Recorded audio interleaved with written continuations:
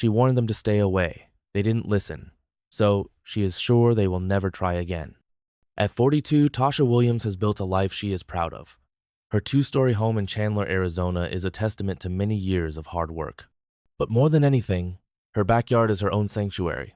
Surrounded by palm trees and featuring a perfectly maintained pool at its center, it is where she escapes from the world.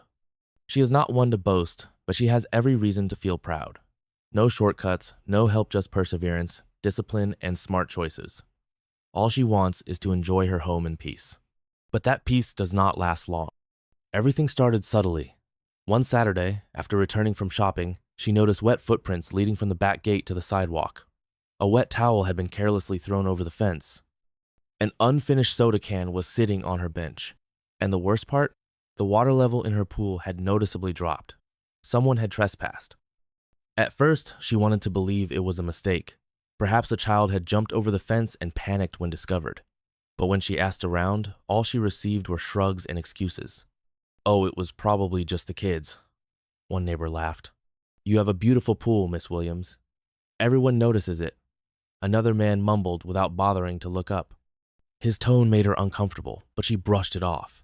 She reinforced the gate lock and hoped this wouldn't happen again. The next day, she knocked on their door, expecting an apology. Instead, she was met with an argument. "Oh, come on," the mother scoffed. "They're just kids. It's hot. What's the big deal?" Tasha's eyes widened in shock. "What's the big deal?" she said, her voice cold. "This is my house, my pool. I don't remember inviting anyone." The father crossed his arms and muttered, "You're overreacting." Overreacting. That word ignited something within her. But she remained calm. Instead, she installed security cameras. In the first 2 weeks, the camera worked well. No footprints, no intruders. Tasha thought she had made her point clear. Then one hot Saturday, she returned home and immediately felt that something was off. The side gate was wide open. She stood frozen. A terrible feeling rose in her chest. As she stepped into the backyard, she stood in shock. Her yard was packed with people. Not just kids. Adults too. Chairs were occupied. Beer bottles were scattered.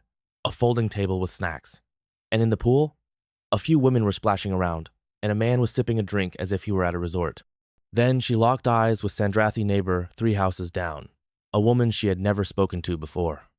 Sandra waved. "Hey you, I hope you don't mind. It's so hot out here." "Oh, she does mind. Everyone, get out immediately." Silence. Some people froze. Others looked at each other as if she was overreacting. Sandra pouted. "Come on, it's just a pool. You're not at home." "This is not just a pool. This is my home. No one is allowed in here except for me. Get out." She unplugged the pump, turned off the music, and announced she was calling the police. The group scattered like disturbed bees. Tasha was fed up. She decided to play one last game. When she added a special chemical to the pool and put up a warning sign. Warning: the pool has been treated with a special chemical. It may cause itching and discoloration of the skin upon contact. And since that day, no one dared to come near again. And finally, she regained her peace.